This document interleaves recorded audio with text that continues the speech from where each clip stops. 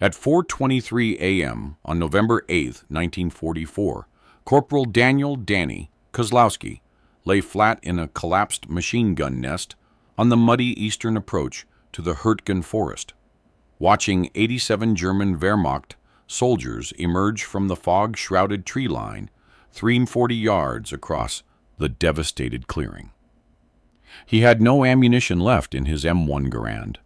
Only 17 feet of rusted barbed fence wire coiled around his left forearm like a primitive bracelet. The nearest American position was 800 yards behind him, beyond two ridges and a minefield that had already claimed half his platoon. In the next 4 minutes, the German advance would reach his position, and standard doctrine said he should retreat, surrender, or die. But Corporal Kozlowski had spent 18 months perfecting a weapon that every officer, every drill sergeant, every fellow soldier had mocked as the delusion of a farmer's son who couldn't let go of home, proving that the deadliest innovations in war don't come from engineers, but from desperate men who refuse to die. The wire trembled against his skin, cold, familiar, deadly.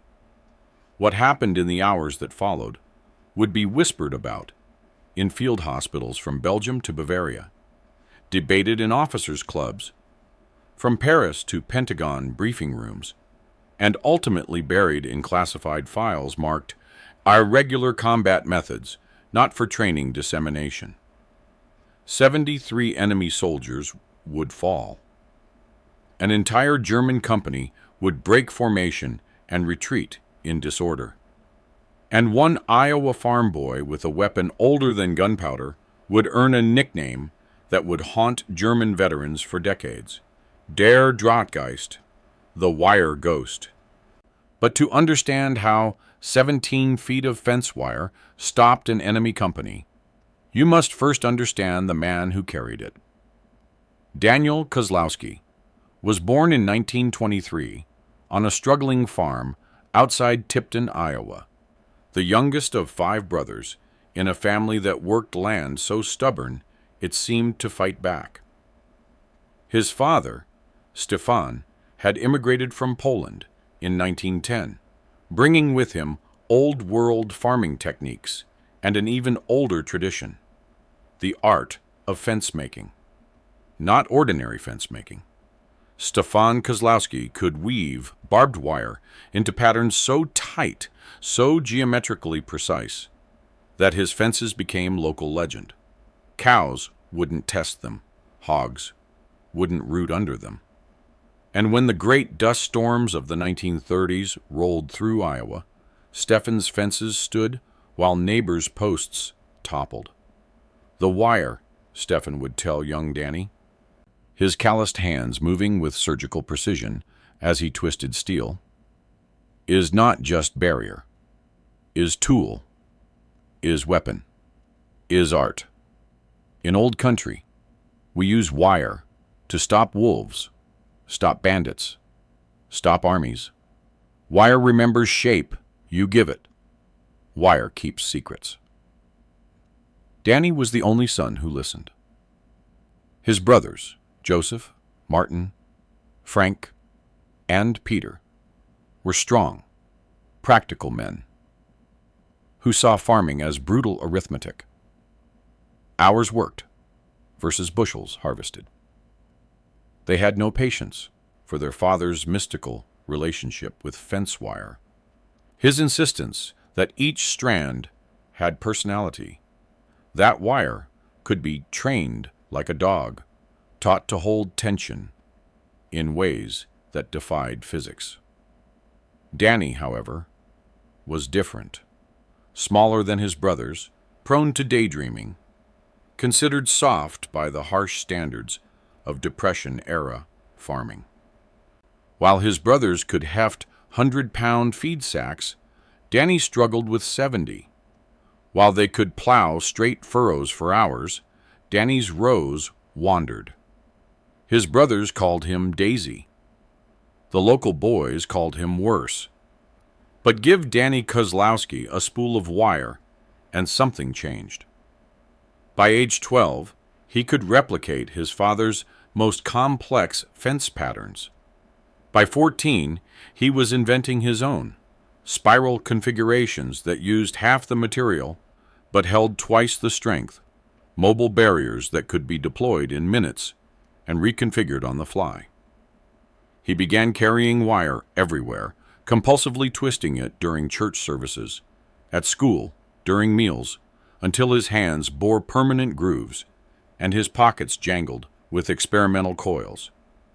"What you gonna do with that?" his brother Frank would sneer.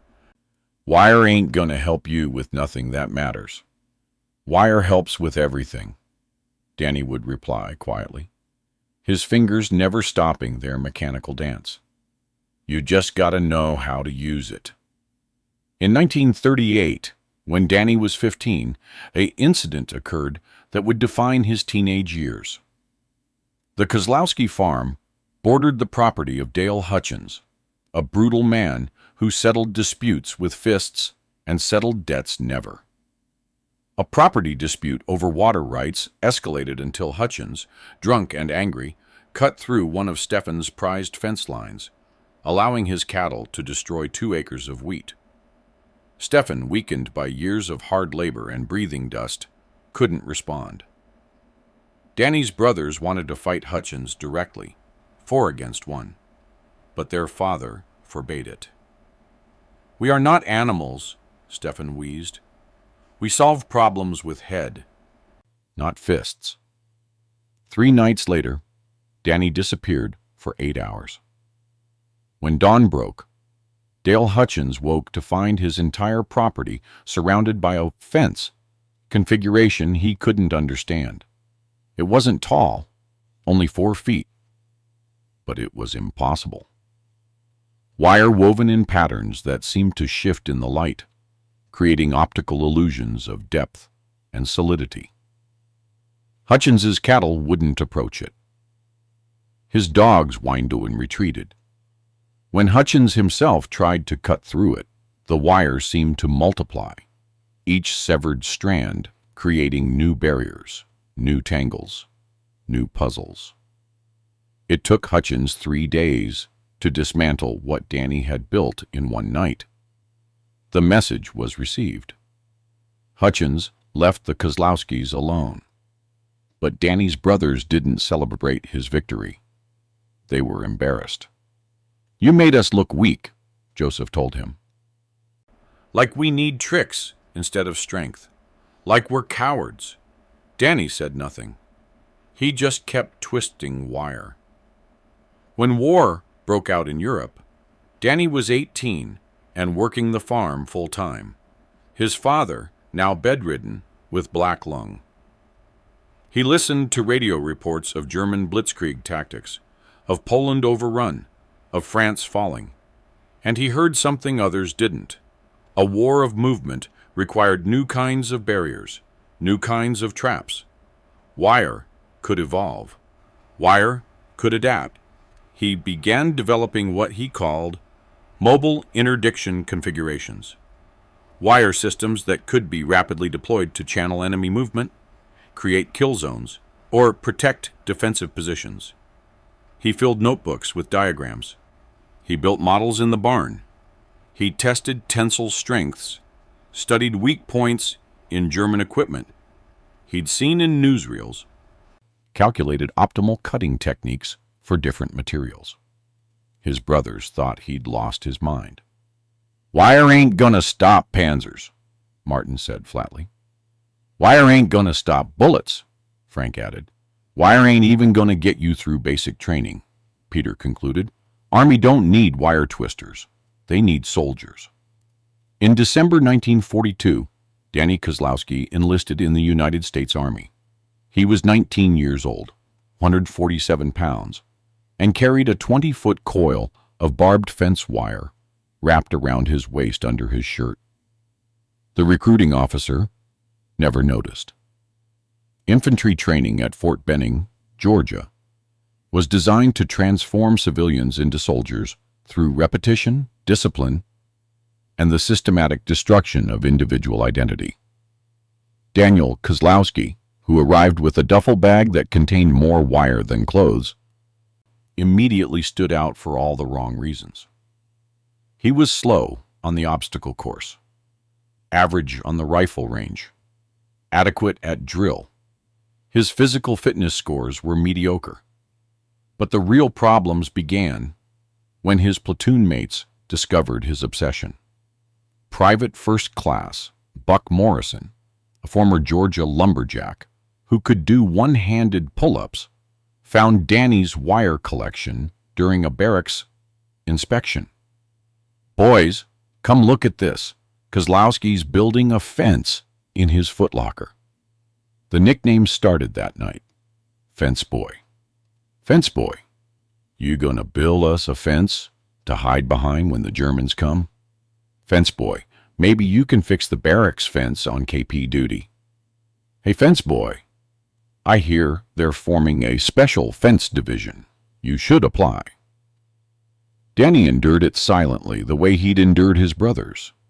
But he kept his wire, kept his notebooks, kept practicing during any spare moment. In the latrine, behind the mess hall, during night watch. His hands move constantly, muscle memory building, configurations becoming more complex. His drill instructor, Sergeant Raymond Vickers, a Pacific Theater veteran with a chest full of ribbons and zero patience for eccentricity, confronted him during week 6. "Private Kozlowski, what in the hell are you doing?" "Practicing, Sergeant." "Practicing what? Making jewelry?" "Practicing wire deployment, Sergeant, for field fortification." Vickers squinted at the intricate knot-bow structure Danny had created in less than 30 seconds. A self-tightening loop that could secure a barrier post without tools. "Army's got engineers for that, Private. Your job is to shoot the enemy, not decorate his yard." "With respect, Sergeant." "Wire can do more than mark boundaries. It can—" "I don't recall asking for a lecture, Private." "Drop and give me 50. Then throw that junk away." Danny did the push-ups. He didn't throw the wire away. The pattern repeated throughout training. Officers tolerated his quirk as harmless. Fellow soldiers mocked it as pathetic. No one took it seriously. During tactical exercises, when Danny would suggest using wire configurations to funnel opposing forces or create defensive zones, he was ignored or laughed at. "This ain't farming, Kozlowski," Morrison would say. "This is war." But Danny had one unlikely ally. Corporal James Hawthorne, a Brooklyn native and Army journalist who'd been embedded with the training unit to document training innovations. Hawthorne was older, 32, with a cynical intelligence that made him notice patterns others missed.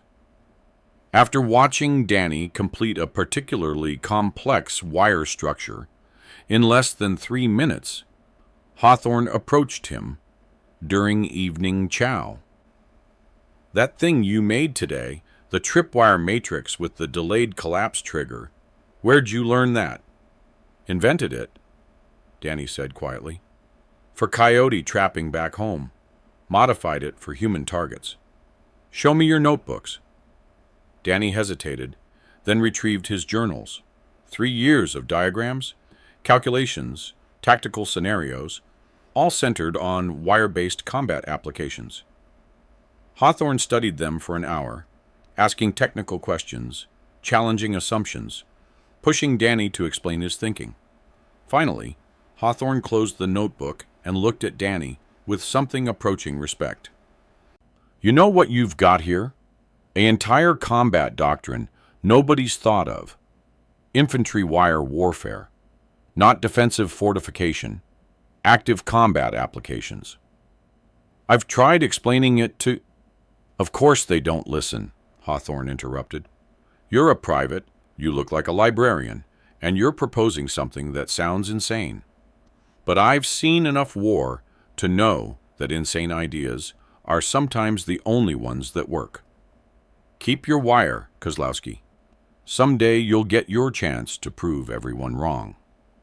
Just make sure you survive long enough to see it. Danny shipped out to Europe in August 1943 with the 28th Infantry Division, 110th Regiment, Fox Company. He carried his wire, he carried his notebooks, and he carried a growing certainty that war was about to teach everyone a lesson about underestimation. By November 1944, the Hürtgen forest had earned its reputation as the deadliest real estate in Europe. 50 square miles of dense, ancient woodland along the German-Belgian border, the forest was a natural fortress. Thick canopy that negated air superiority, ravines that channeled movement into kill zones, and a German defense strategy that turned every tree into potential cover for machine gun nests. The American push through the Hürtgen was brutal calculus. Advance 50 yards, lose 50 men. The forest floor was a nightmare of mud, roots, and unexploded ordnance. The trees themselves became weapons. German artillery was fused to detonate in the canopy, creating airbursts that sent shrapnel and wooden splinters slicing downward through anything soft. His company arrived at the forest's eastern approach on November 1st, 144 men strong. By November 7th, they were down to 63 effectives, holding a defensive line that stretched too thin across too much ground. Corporal Kozlowski, promoted after Normandy beach operations, where his wire systems had channeled German counterattacks into pre-sighted artillery zones, was assigned to a forward observation post overlooking a clearing known on tactical maps as Gap 7, a 400-yard break in the forest where open ground created a natural killing field. But Gap 7 had a problem. The American defensive line was too weak to defend it properly. Fox Company's machine guns didn't have overlapping fields of fire. Ammunition was critically short. Reinforcements were bogged down in the forest behind them. And German intelligence had clearly identified Gap 7 as a weak point, because reconnaissance flights had spotted enemy movement massing in the eastern tree line. On November 7th, at 9 p.m., Captain William Hendricks called a defensive briefing in a command dugout that smelled of mud and desperation. 18 men attended, everyone who wasn't on the line. "Gentlemen," Hendricks began, his voice hoarse from screaming orders through artillery barrages, "German scouts have been probing Gap 7 for 3 days.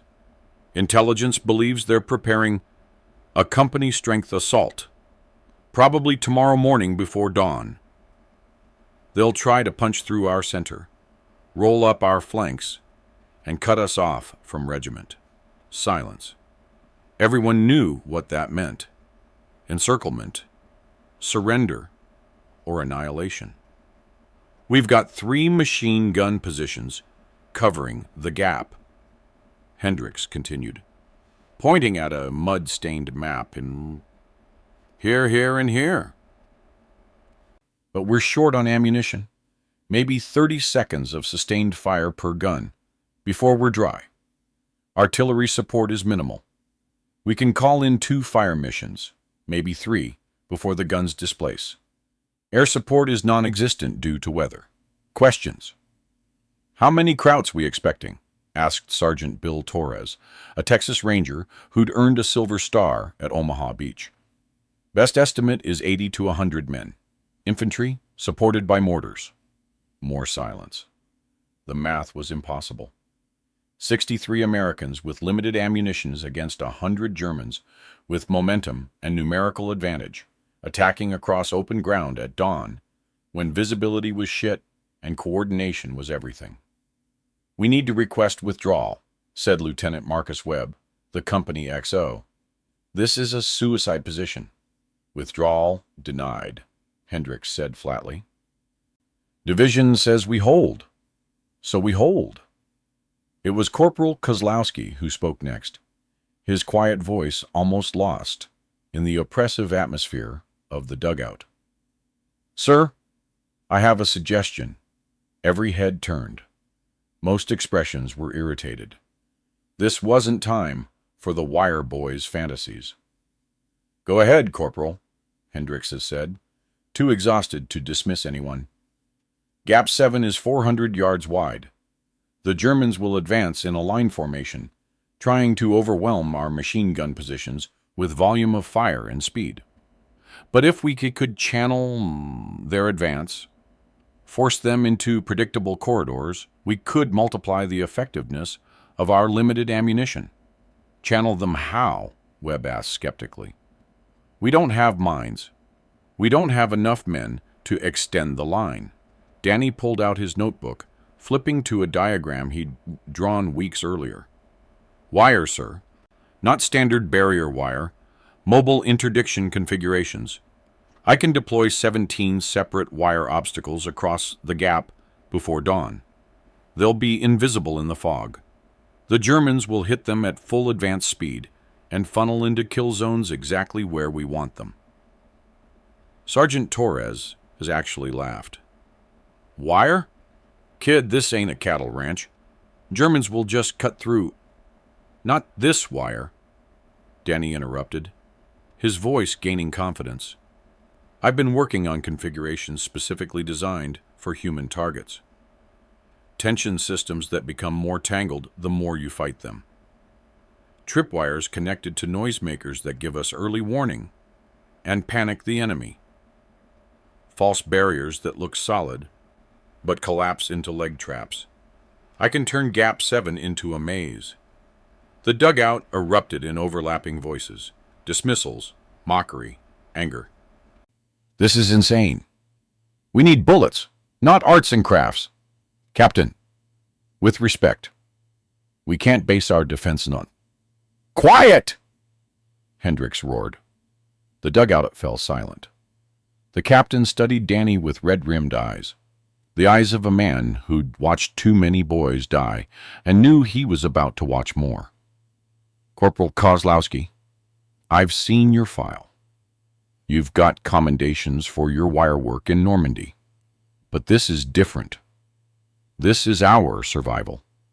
If I authorize this, if I let you deploy your wire systems instead of conventional defenses, and it fails, we all die. You understand that?"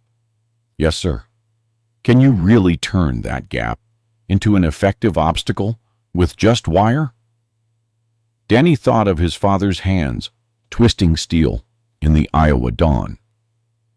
He thought of Dale Hutchins's cattle refusing to approach a barrier they couldn't understand. He thought of 3 years of mockery, of being called fence boy and daisy and soft. "Yes, sir," he said. "Give me 8 hours and every spare foot of wire in the company. I'll make the Germans wish they'd never seen Gap 7. Hendricks looked around the dugout, seeing doubt in every face except one. Corporal Hawthorne, the Brooklyn journalist, who nodded almost imperceptibly. "All right," Hendricks decided. "Kozlowski, you've got until 4 a.m. Take whoever volunteers to help. But if this doesn't work, if the Germans walk through your wire like it's cobwebs, I'll personally court-martial you for wasting our last defensive opportunity. Dismissed." Danny stood. "I'll need 3 men, and all the wire. You'll get 2 men and whatever we can scrounge. Now get to work." As the briefing broke up, Buck Morrison approached Danny with an ugly grin. "Hey, fence boy, when the Krauts come through that wire, like it's tissue paper, I'm gonna make sure everyone knows whose bright idea this was. You just signed all our death warrants." Danny looked at Morrison with an expression that surprised them both. Not anger, but pity. "Wire's patient," he said softly. "Wire waits. Wire teaches. You'll see." He walked out into the November darkness, toward Gap 7, toward his appointment with legend. At 9:30 p.m., Corporal Daniel Kozlowski stood at the western edge of Gap 7 with the most critical supply inventory of his life. 347 feet of barbed wire, 89 feet of standard fence wire, 12 metal stakes, 43 wooden stakes scrounged from destroyed positions, his wire-working tools, and 2 assistants who'd volunteered more out of boredom than belief. Private Eddie Rourke, a Boston mechanic, and Private First Class Leon Washington, a Chicago factory worker, watched Danny survey the gap with an expression they'd never seen on any soldier's face. Not fear, not determination, but something closer to artistic inspiration. "All right, Corporal," Rourke said, lighting a cigarette that glowed like a target marker in the darkness. "How you want to do this?" Danny pulled out his notebook and a small flashlight with red lens. "We're not building a fence. We're building a trap. The Germans will advance at dawn, probably 5 a.m. or 6 a.m.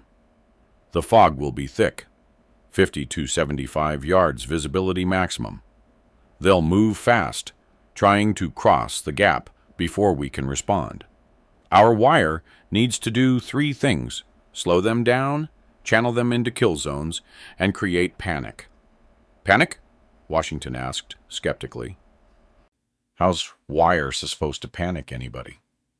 "By being where they don't expect it, at heights they don't anticipate, in configurations that defy logic. We're going to put wire at ankle height, knee height, chest height, and overhead. We're going to create invisible barriers and obvious barriers.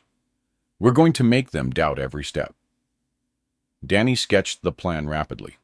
17 separate wire installations across the 400-yard gap, arranged in a pattern that looked random but was precisely calculated.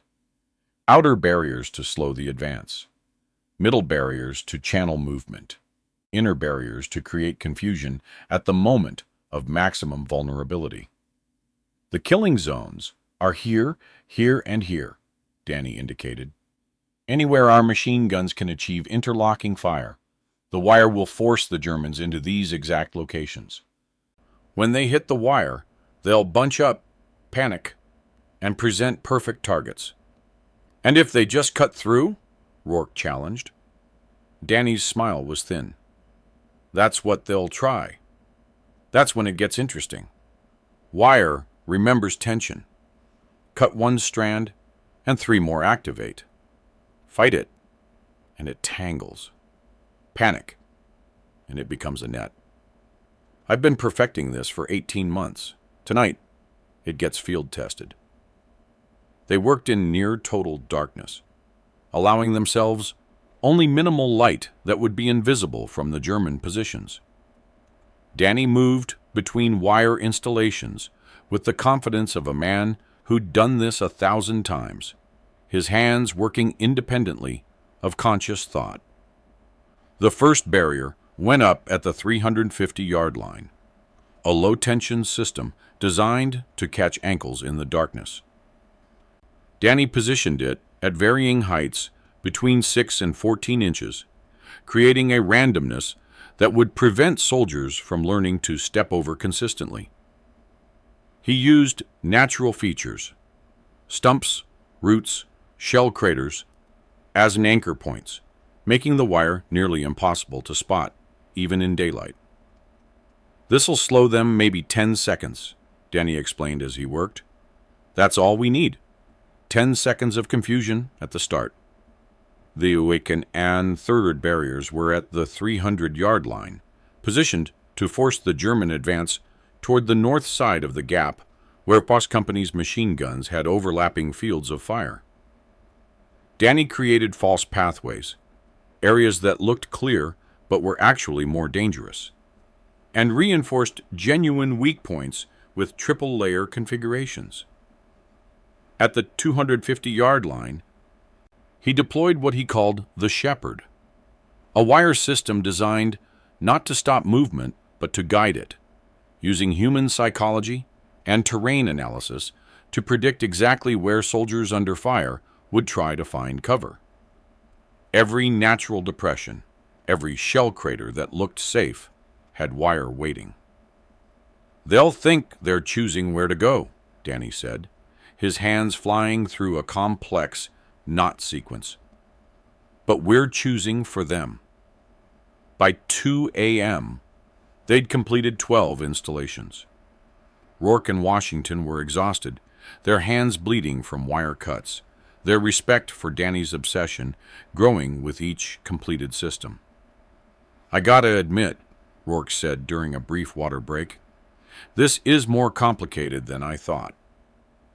"But Corporal, what happens when they figure out your pattern? What if they just stop? Go around?" "They won't have time," Danny replied.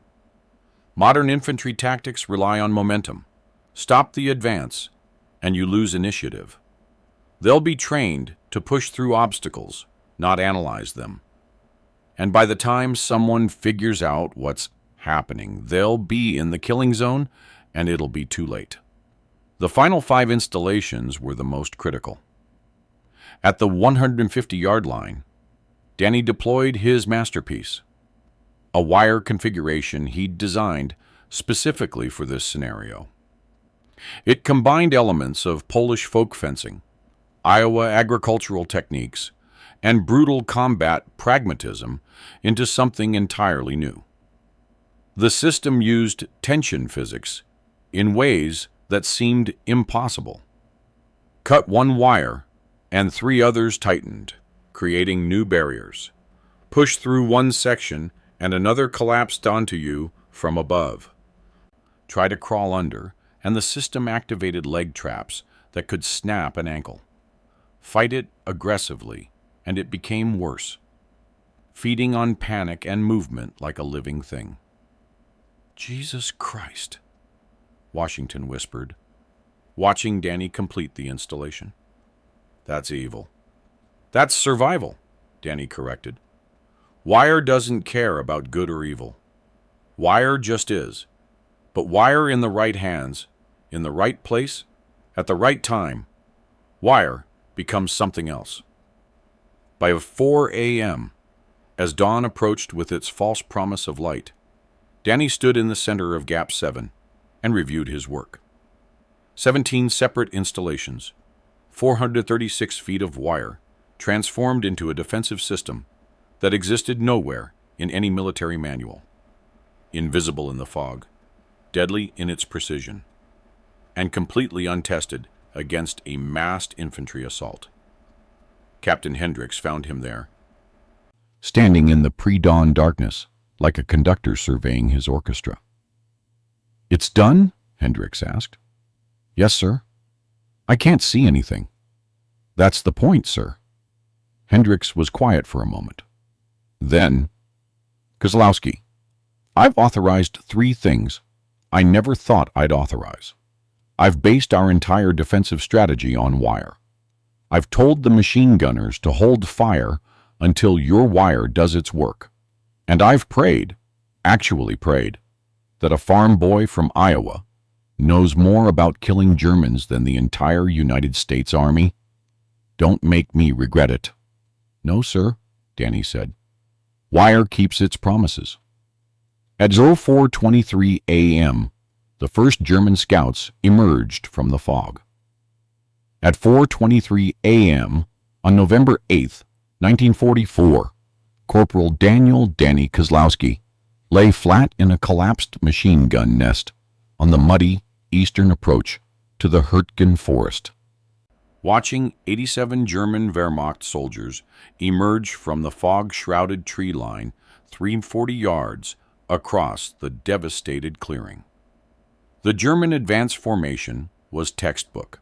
3 waves of infantry, each wave spread across the gap in a line formation designed to maximize fire suppression and minimize vulnerability to machine gun enfilade. First wave, 30 soldiers in assault positions, STG-44 rifles at the ready.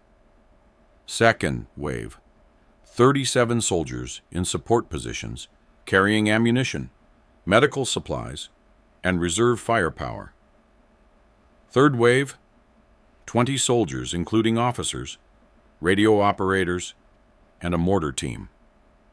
They moved with the confidence of men who'd done this before, who'd punched through American lines from Normandy to Aachen, who knew that weak defensive positions broke under sustained pressure. Danny watched them come, his 17 feet of personal wire coiled tight around his left forearm, his breath steady, his heartbeat slow. This was the moment. Everything, every mockery, every doubt, every wire configuration, practiced in Iowa barns and Fort Benning latrines, converged here. The Germans reached the 350-yard line at 4:25 a.m. The first soldier hit Danny's ankle wire at full stride. What happened next unfolded in the surreal slow motion of combat, where milliseconds expand into eternity and violence becomes choreography. The German soldier's right foot caught the low-tension wire exactly as designed. The wire didn't break. Danny had tested tensile strength for months, but flexed, yanking the soldier's ankle backward while his momentum carried his torso forward. He went down hard, face first into the mud, his rifle discharging accidentally, the muzzle flash illuminating 3 other soldiers who immediately reacted by dropping to prone positions. But prone positions put them in contact with more wire, knee-height strands that wrapped legs, chest-height strands that caught equipment webbing. Within seconds, 7 Germans were entangled, shouting, fighting wire that seemed to multiply with every movement. The German advance stalled for exactly 8 seconds. 8 seconds was enough. Captain Hendricks had positioned his machine guns with surgical precision based on Danny's wire placement. Gunners had been instructed to wait for targets to reach specific locations, the shepherd points where wire would funnel confused soldiers into perfect killing zones. At 4:26 a.m., Hendricks gave the order. Fire! 3 M19 Browning machine guns opened up simultaneously, their .30 caliber rounds converging on the exact locations Danny had predicted. Germans who'd been channeled north by the wire installations suddenly found themselves in an interlocking field of fire with no cover, no concealment, and wire preventing rapid movement. The killing was mechanical, efficient, horrible. But the German Wehrmacht were professionals, not conscripts. Their NCOs rallied quickly, screaming orders, directing fire toward the American machine gun positions. The second wave pushed forward, trying to maintain momentum, trying to overwhelm the defense through sheer volume. They hit the 300-yard barriers at 4:28 a.m. Danny had positioned these installations to exploit combat psychology. Soldiers, under fire, instinctively seek the path of least resistance. He'd made certain paths look clear, look safe, look like the obvious choice. Those paths led directly into reinforced wire configurations that activated on contact. A German squad leader, shouting orders, led his men toward what appeared to be an open corridor between 2 shell craters. They made it 5 yards before hitting a tripwire that collapsed an overhead barrier, barbed wire Danny had pre-positioned in trees, held by tension and released by ground-level triggers. The wire fell like a net, catching 4 Germans simultaneously. They fought it instinctively, pulling and tearing, which only tightened the system. Within 30 seconds, they were hopelessly entangled, screaming in pain and frustration as barbs tore uniforms and flesh. American riflemen, positioned in secondary defensive positions, picked them off methodically. The German advance was now fully committed. But confusion was spreading. Officers were screaming contradictory orders. Some units pushed forward, others tried to retreat. Still others attempted to suppress the American positions with sustained fire. At 04:31 a.m., the third wave, including the company commander, reached the 250-yard line and hit the Shepherd configuration. This was Danny's most sophisticated work, a wire system that didn't stop movement but directed it with subtle pressure, using human instinct against itself. Germans avoiding one wire position found themselves guided toward another. Units trying to find cover discovered that every apparently safe location had been pre-targeted by American guns. It was psychological warfare through geometry. A German lieutenant, recognizing the trap, tried to order his men to stop, to analyze the obstacle pattern, to find genuine weak points. But stopping under fire violated every combat instinct, and his soldiers refused. Some pushed forward into worse wire. Others tried to retreat and found their path blocked by soldiers still advancing from behind. The Gap 7 killing ground became chaos. At 04:34 a.m., with the German assault dissolving into confused clusters of men fighting wire and each other, Danny made his move. He'd positioned himself deliberately in the collapsed machine gun nest at the 180-yard line, isolated from American positions, but forward of the main defensive line. His location put him behind the German advance in the gap between second and third waves. This was the moment he'd planned for, the scenario he'd practiced in his mind 1,000 times, the moment when wire became not just defense, but offense. Danny rose from the collapsed nest, 17 feet of wire in his hands, and moved. A German soldier, separated from his unit, and trying to retreat back toward the tree line, saw movement and turned, raising his tasty G-44. He never completed the motion. Danny's wire, specially prepared, waited at one end, whipped with precision, caught the soldier's rifle barrel, and yanked it downward. Before the German could react, Danny was on him. Wire wrapping around the man's arms, immobilizing them. Technique perfect from months of practice. The German went down without firing a shot. Danny recovered the STG-44, checked the magazine, 28 rounds, and continued moving. His objective wasn't killing. It was disruption, panic, legend. Two more Germans, also isolated, also retreating, encountered the wire ghost. The first died from his own weapon. Danny triggered the safety release with wire, causing an accidental discharge at contact distance. The second was found later, his body wrapped in wire so complex it took American engineers 30 minutes to free him for burial. But it was what happened at 04:37 hours that would be whispered about in German POW camps for the rest of the war. A German squad, 8 men, had found genuine cover behind a fallen tree at the 200-yard line. They were providing suppressing fire, allowing other units to organize a retreat. They were professionals, disciplined, effective.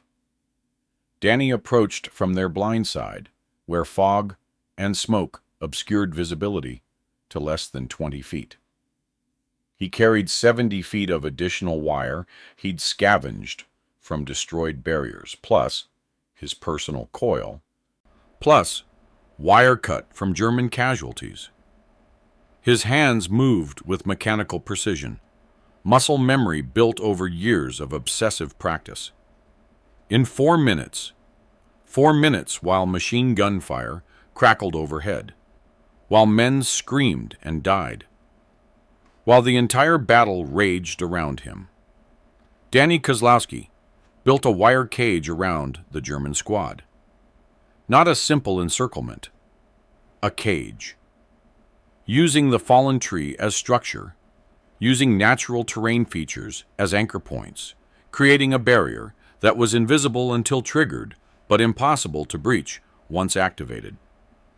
The Germans didn't realize what was happening until Danny completed the final connection and the entire system activated at once. Tension points tightening, barriers interlocking, escape routes collapsing. One German tried to stand and run. The wire caught him at chest height, clotheslining him backward into more wire. Another tried to shoot his way out. The bullet ricocheted off a strand, struck a tree, and came back to wound his own squad mate. A third tried to crawl under, triggering ground-level traps that snapped shut on his legs. Within 90 seconds, 8 German soldiers were completely immobilized, screaming in rage and terror, fighting wire that seemed alive, that seemed intelligent, that seemed to anticipate every movement and counter it. American soldiers, advancing after the German retreat collapsed, found the squad like that, wrapped in wire, weapons useless, faces showing not just fear, but complete psychological disorientation. Some were crying. All were babbling in German, the same words over and over. Der Drahtgeist, der Drahtgeist, der Drahtgeist. The wire ghost. By 5:15 hours, the German assault on Gap 7 had completely collapsed. 73 enemy soldiers lay dead or wounded in the killing ground. The survivors, 14 men, had retreated back to the tree line in complete disorder, abandoning weapons, equipment, and wounded comrades in their panic to escape the invisible nightmare of wire.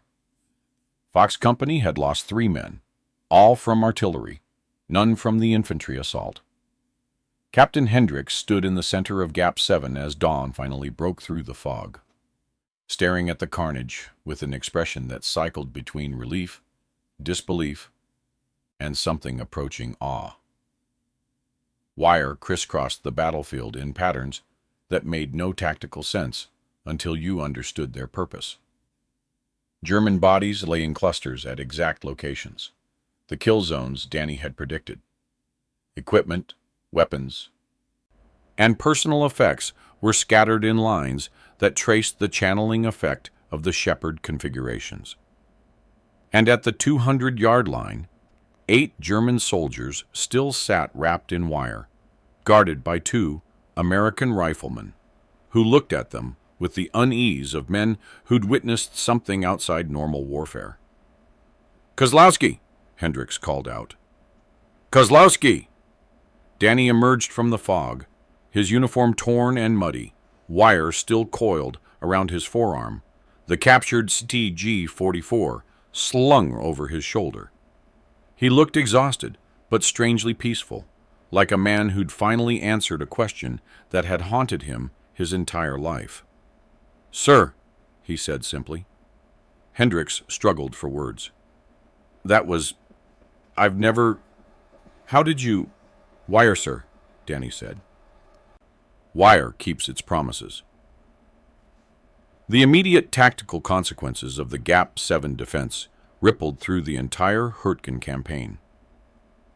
The German company that had attacked Fox Company's position was the 2nd Company, 89th Infantry Regiment, a veteran unit that had fought through Russia, Italy, and France.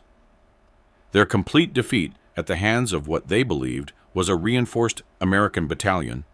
Intelligence had estimated Fox Company's strength at over 200 men, based on defensive effectiveness, caused German command to reassess the entire sector.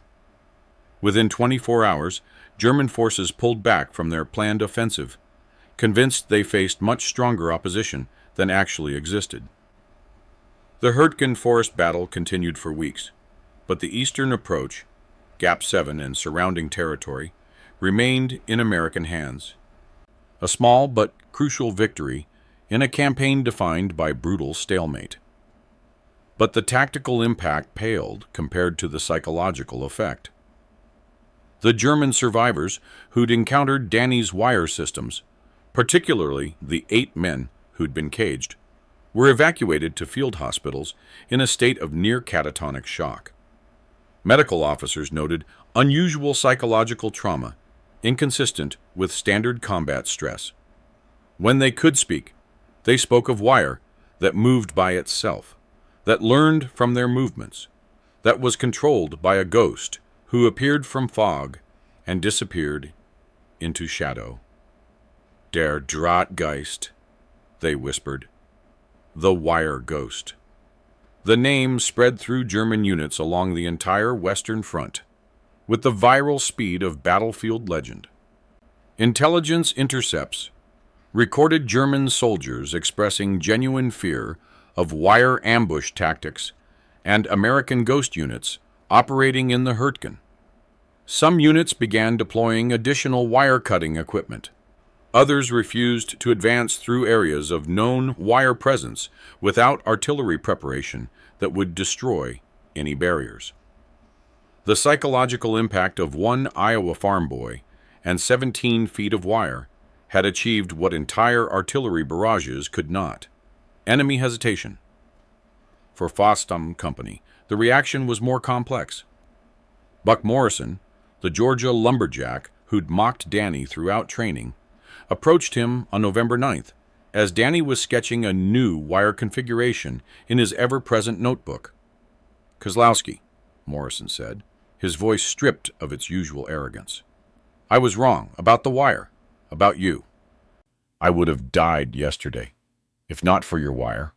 We all would have." Danny looked up, surprised. "You're a good soldier, Morrison. You'd have found a way." "No," Morrison said firmly. "I'm strong. I can shoot. I can fight. But what you did, that was something else. That was thinking. That was art. I'm sorry for calling you Fence Boy." "I am Fence Boy," Danny said with a slight smile.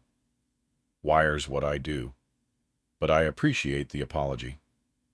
Other soldiers came too, one by one, to thank him or apologize, or just stare at the wire like it held secrets they couldn't understand. Danny accepted their attention with quiet grace, neither dismissing his achievement nor celebrating it with arrogance. But it was Corporal James Hawthorne, the Brooklyn journalist, who understood the larger significance. "You know what you've done, don't you?" Hawthorne asked, finding Danny cleaning wire tools on November 10th. "You've proven that innovation doesn't come from committees or laboratories.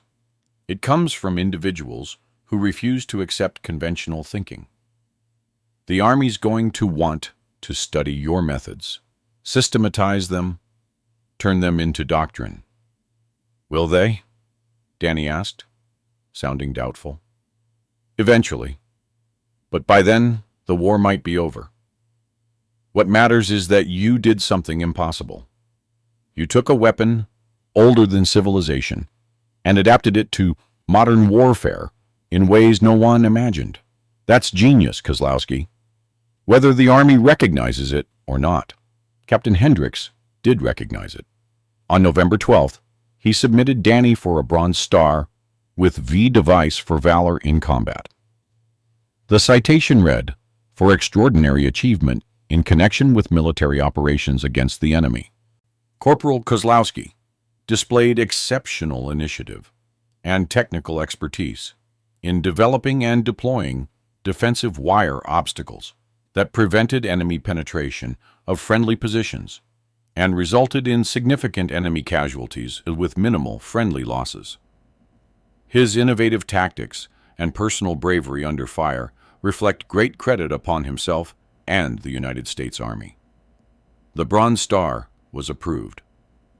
But the full story of Gap 7 The details of Danny's wire systems, the extent of German casualties, the psychological impact of the wire ghost legend was classified under irregular combat methods, not for training dissemination. Years later, military historians would debate why. Some argued that wire warfare was too difficult to systematize for regular Army training. Others suggested that the psychological impact relied on enemy surprise, which would be lost if methods became widely known. Still others whispered that the Army was uncomfortable celebrating a combat technique that felt more like sorcery than soldiering. The truth was simpler. Danny Kozlowski had proven that the most dangerous weapon in war isn't technology, but imagination, combined with skill and desperation. And that was a lesson the Army didn't know how to teach. Fox Company remained in the Hürtgen forest until late November 1944, when the German Ardennes offensive, the Battle of the Bulge, forced a massive American redeployment. Danny continued to deploy wire systems in defensive positions, each one more sophisticated than the last, each one earning quiet respect from soldiers who'd learned to trust his instincts. But the mockery was gone. Fence Boy had become Wire Ghost, and the Wire Ghost had become Fox Company's secret weapon. On December 3rd, Danny was transferred to a combat engineering unit specifically to train them in rapid wire deployment techniques. He spent 6 weeks teaching engineers who had formal education and technical credentials everything his father had taught him in Iowa barns. Not just how to string wire, but how to think with it, feel with it, make it an extension of will rather than just material. Some engineers embraced his methods, others found them too intuitive, too dependent on individual skill rather than standardized procedure. Danny didn't judge, he just taught what he knew. By February 1945, he was back with Fox Company, which had been rebuilt to strength after Hürtgen casualties. The war was winding down. Germany was collapsing. Victory was inevitable, but the fighting remained brutal. Danny participated in the Rhine crossing, the advance into the Ruhr, the final push toward Berlin. In each engagement, he deployed wire. Not always dramatically, not always in ways that changed battles, but consistently, reliably, with the quiet competence of a man who'd found his purpose. The Germans never stopped fearing the wire ghost. Even as their military collapsed, even as soldiers surrendered, en masse the legend persisted. Intelligence officers interrogating German POWs repeatedly heard references to Der Drahtgeist and his impossible wire systems. Some German veterans refused to believe he was a single soldier, insisting he must be an entire unit trained in specialized tactics. Danny found this darkly amusing. "They think I'm a whole unit," he told Hawthorne during a rest period in March 1945. "I'm just one guy who paid attention to his father." "You're more than that," Hawthorne replied. "You're proof that war belongs to those who innovate, not just those who follow rules." On May 7, 1945, Germany surrendered. The war in Europe was over. Corporal Daniel Kozlowski had survived. So had his wire. Danny returned to Iowa in August 1945, carrying a Bronze Star, a Purple Heart, from shrapnel during the Rhine crossing, 2 battlefield promotions, and 17 feet of barbed wire that had crossed the Atlantic twice. Tipton, Iowa, looked exactly as he'd left it. Small, agricultural, unchanging in the way small towns are. His father, Stefan, now 72, and frail from black lung, waited on the porch of the farmhouse Danny had grown up in. They didn't embrace. Polish men of Stefan's generation didn't do such things. But Stefan looked at the wire coiled around Danny's duffel bag and nodded slowly. "You used it," Stefan said in heavily accented English. "The wire. You understood?" "I did, Pop. I understood." "Good. This is good." Wire is patient teacher. Danny's brothers had all returned from their own service. Joseph from the Pacific, Martin from North Africa, Frank from Italy, Peter from occupation duty in Germany. They'd changed, as all soldiers change. But they greeted Danny with respect that hadn't existed before the war. "Heard you made quite a name," Joseph said carefully. "Something about wire." "Some," Danny acknowledged. "Guess you were right," Frank added. "About wire mattering." Danny looked at his brothers, still larger, still stronger, still more conventionally capable, and felt no need to prove anything. "Wire was what I had. I used it. That's all." But that wasn't all, and everyone knew it. The story of Gap 7 had spread through returning veterans, had been whispered in VFW halls, had appeared in censored form in a few military publications. Danny Kozlowski wasn't famous. The classified nature of his tactics prevented that, but he was known in the circles that mattered. Soldiers who'd served with him told stories. Engineers who'd studied his methods spread techniques. And in Germany, in hushed conversations in beer halls and reunions of veterans, old Wehrmacht soldiers still spoke of der Drahtgeist with a mixture of fear and grudging respect. Danny didn't capitalize on any of it. He returned to farming, taking over from his ailing father, working land as stubborn as ever. He married in 1947. A school teacher named Margaret, who knew about the wire, about the war, and loved him anyway. They had 3 children. He lived quietly, but he never stopped working with wire. The fences on the Kozlowski farm became local legend again, not for their conventional excellence, but for their innovation. Danny developed agricultural applications of his combat techniques, livestock management systems that used wire psychology to guide animal behavior, barrier configurations that required minimal material, but maximum effectiveness. Neighboring farmers started hiring him as a consultant, then farmers from other counties. Then agricultural colleges sent students to study his methods. Danny taught them the same way his father had taught him, with patience, with wire, with the understanding that the best tools are the ones you make your own.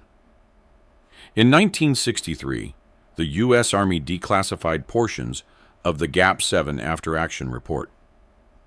Military historians began studying the engagement as an example of individual initiative changing tactical outcomes. A few articles appeared in military journals. Some credited Danny by name. Most didn't. Danny didn't care. He'd proven what needed proving. To himself, to his father, to everyone who'd called him Fence Boy. He died in 1992, age 69, on the farm where he'd been born. Margaret found him in the barn, sitting in his workshop, a piece of wire in his hands, mid-coil, in a configuration she'd never seen before. The funeral was attended by more people than anyone expected. Veterans from Ross Company, engineers who'd studied his methods, German immigrants who'd heard the wire ghost stories from their fathers, farmers whose operations had been transformed by his techniques. And in the casket, at Margaret's insistence over the funeral director's objections, was a 17-foot coil of barbed wire. This is where the story could end. With a good man, a good life, a legacy of innovation and courage. But the real lesson of Daniel Kozlowski goes deeper than individual achievement. In military academies today, GAP-7 is studied as a case study in unconventional tactics, but the analysis typically focuses on technical details: wire placement, kill zone geometry, psychological warfare applications. These miss the point. The true lesson isn't about wire, it's about seeing what others miss. Daniel Kozlowski looked at the same material everyone else dismissed and saw possibility. He took mockery and turned it into mastery. He understood that war, like farming, like life, rewards those who think beyond convention, who trust their instincts even when contradicted by authority, who practice their craft until it transcends technique and becomes art. The German soldiers who fled GAP-7 weren't defeated by wire. They were defeated by the moment when reality contradicted expectation, when what should have been simple became impossible, when what should have been weak proved deadly. That moment, the moment when underestimation meets reality, is the moment Daniel Kozlowski lived for. In the archives of the 28th Infantry Division, there's a photograph taken on November 9, 1944, the day after GAP-7. It shows Corporal Kozlowski standing in the clearing, surrounded by wire installations that are nearly invisible even in daylight. He's looking directly at the camera with an expression that's neither proud nor humble, just quietly certain. The caption reads, "CPL Daniel Kozlowski. With defensive wire positions, GAP-7, Hürtgen Forest. Enemy casualties, 73. Friendly casualties, 3. Material used, 436 feet standard wire. 436 feet of wire. 73 enemy soldiers stopped. An entire German company repelled. A battalion saved. And one farm boy from Iowa proved that the deadliest weapon in any army isn't in the arsenal. It's in the imagination of those desperate enough to innovate and skilled enough to execute. No officer ever mocked him again. No soldier ever doubted wire again. And somewhere in Germany, in quiet moments when old men gather to remember the war, some still whisper the name with something approaching reverence: Der Drahtgeist. The Wire Ghost. The legend of the fence wire that saved a battalion. In 2008, the Department of Defense released the final classified documents related to GAP-7. Among them was a personal letter from Captain William Hendricks to Army Chief of Staff General Dwight D. Eisenhower, dated November 15, 1944. Sir, I write to bring to your attention the actions of Corporal Daniel Kozlowski during defensive operations in the Hürtgen Forest. CPL Kozlowski employed wire-based tactics of his own invention that resulted in the complete defeat of a superior enemy force with minimal friendly casualties. I have been a soldier for 16 years. I have commanded men in combat across 2 theaters. I have seen courage, skill, and initiative in forms too numerous to catalog. But I have never witnessed innovation of this magnitude from an individual soldier operating outside formal training or doctrine. CPL Kozlowski's methods cannot be easily replicated. They depend on an almost supernatural understanding of material physics and human psychology. But his achievement proves that we must never dismiss innovation simply because it comes from unexpected sources or contradicts conventional wisdom. The wire systems deployed at GAP-7 were built by a farm boy who everyone underestimated. They defeated a German company that had survived the Eastern Front, and they saved American lives. Whatever recognition is appropriate for such achievement I believe CPL Kozlowski has earned it. Respectfully, CPT William Hendricks, commanding Fox Company, 110th Infantry Regiment. General Eisenhower's response, dated December 3rd, 1944. Captain Hendricks, your letter received. CPL Kozlowski's achievement noted and commendations approved. War has always belonged to those who adapt fastest and think clearest under pressure. We must never forget that the soldier in the foxhole often understands combat in ways that generals in headquarters cannot. The Army thanks CPL Kozlowski for his service and innovation. DDE. The file contains one final document, a handwritten note on a torn piece of paper recovered from a German POW in December 1944. The handwriting is shaky, the English broken, but legible. To the American wire soldier, you fight with honor. You use old weapon in new way. This is Soldatkunst, soldier, art. If we meet after war, I buy you beer. You teach me your wire. Fair? Unteroffizier Klaus Brenner, 2nd Company, 89th Regiment. There's no record of whether Daniel Kozlowski and Klaus Brenner ever met after the war, whether that beer was ever shared, whether the wire ghost ever taught his methods to the man who'd survived them.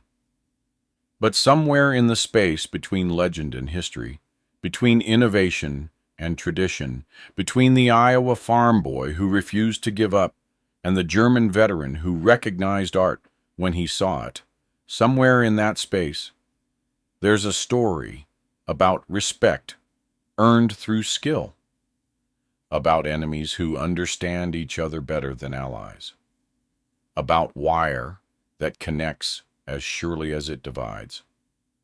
The legend of the fence. Wire that saved a battalion isn't just about one battle, one soldier, one moment of genius under fire. It's about the eternal truth that war rewards those who see possibility, where others see only limitation. It's about the moment when the underestimated become legendary. It's about wire, and wire remembers everything.